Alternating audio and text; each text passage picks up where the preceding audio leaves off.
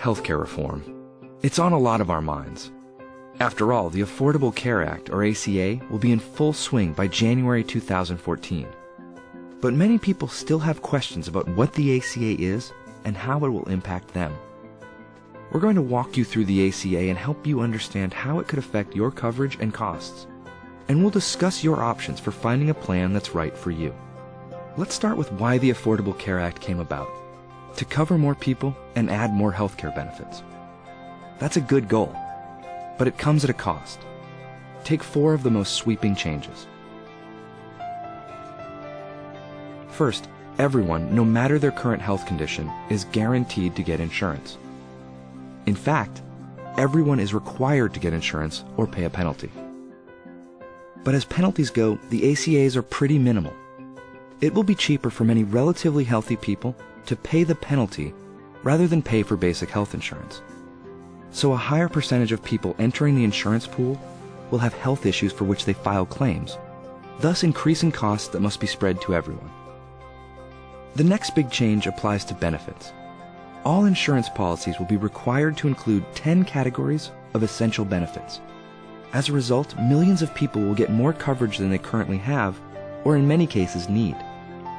So a 64-year-old will pay for pediatrics coverage, and a 4-year-old for maternity coverage.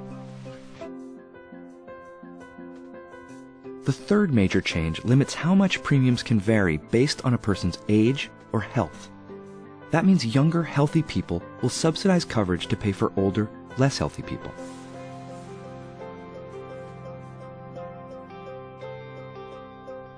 And then there are 8 new taxes, $100 billion worth in all, charged to insurance companies and passed on to customers to pay the additional expected cost of implementing the ACA. So let's get down to the question on everyone's minds. What does this mean for me? The people most affected financially by the ACA will be those who purchase individual policies or get their insurance through a small business employer. So some customers will pay less than they do now, but many will pay more. Federal subsidies will offset the rates for some people, but many will be eligible for only a partial subsidy. Let's take a closer look. Here's how health insurance premiums could be impacted for different people choosing a plan that would look similar to our most popular plans today. Let's start with a healthy 21-year-old. We'll call him Jim. Right now, he pays about $100 a month for health insurance. Under the ACA, once fees, taxes, essential benefits, and required premium adjustments are factored in, it's estimated he could pay $235. Depending on Jim's income, this price might be offset in full or in part by federal subsidies. Now here's Judy. She's 64 and has some health conditions. Judy currently pays $1,126 for her monthly premium. After the ACA is implemented, she could pay an estimated $674. Many families will also be purchasing coverage. Let's look at the Rileys. They have 3 children and their household income is $100,000 a year, which means they qualify for a partial premium subsidy. Before healthcare reform, the Rileys paid $764 a month for health insurance. Once the impacts of the ACA are factored in, it's estimated their family premium could increase to about $1,035 a month. Their subsidy would cover a little under $285 of that amount, so they could pay $750 for the family's coverage after reform.